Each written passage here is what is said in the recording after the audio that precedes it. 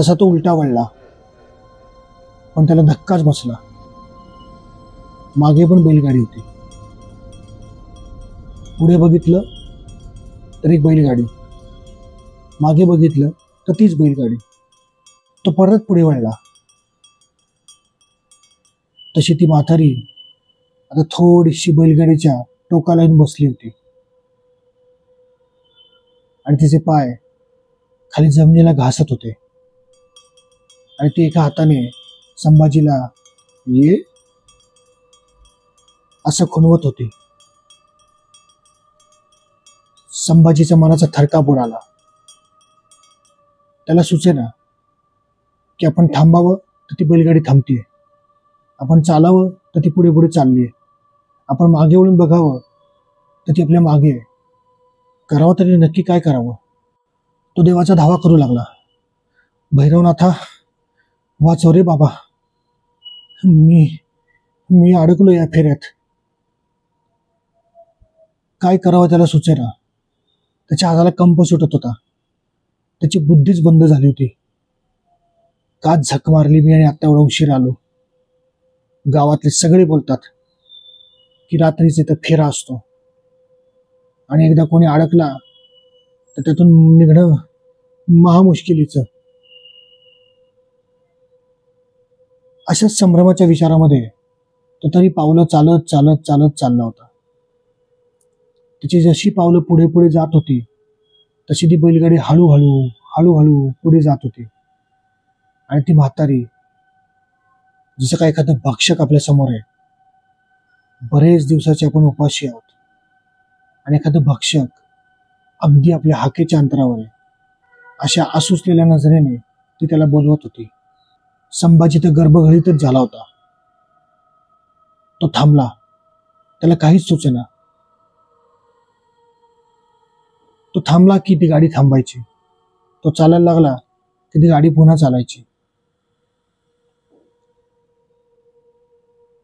त्याला खरंच काही सुचत नव्हतं की काय करावं. याच सगळ्या विचारांच्या संभ्रमात असताना अचानक त्याला जाणवलं की ती गाडी जवळ येते आणि आपण त्या म्हातारीच्या जवळ चाललोय. तसा तो क्षणभर थांबला. तशी ती एकदम ती म्हातारी चवताळली आणि एक बिभत्स हास्य करून ती त्याला पुन्हा बोलवू लागली. आता संभाजीच्या पायाचं अवसानच गळालं होतं. त्याचे पाय दुखायला लागले होते. खूप वेळ चालला होता, कारण तो जणू काही कित्येक शतकं तो चालतच होता. तरी मन घट्ट करून तो हळूहळू चालू लागला. कितीही विचार केला की त्या म्हातारीकडे बघायचं नाही, तरी नजर तिकडे जायचीच. आता त्या म्हातारीच्या ठिकाणी त्याला तिची बायको दिसायला लागली आणि एकदम लढिवाळपणे ती हसली. जणू ती त्याला मंत्रमुग्धच करत होती. काही करून हे भक्षक सोडायचं नाही असं त्या चिटकिणीचं चालू होतं. संभाजी आता पुरता गोंधळून गेला होता. किती मनाचे खेळ चाललेत, हे नक्की काय आहे? बर, हे पिशाच्च आहे तर मला पकडत का नाही? मग जाऊ दे. काय विचित्र विचार येतात माझ्या मनामध्ये. नाही, हे सगळे विचित्र विचार मला मनातून झटकले पाहिजेत. एवढ्या फेऱ्यातून काढ रे बाबा मला. तसं अचानक त्या म्हातारीने कुठून कोण जाणे एक छोटंसं मूल हवेत फेकून दिलं आणि अचानक असं वाटलं की ते संभाजीच्या हातातून पडेल, पण ते गायब झालं. संभाजीला कळून चुकलं हे सगळे मनाचे खेळ चाललेत. ती अथक प्रयत्न करते की जेणेकरून माझा मनाचा तोल जाईल. बाळाच्या रडण्याचा खूप मोठा आवाज येत होता.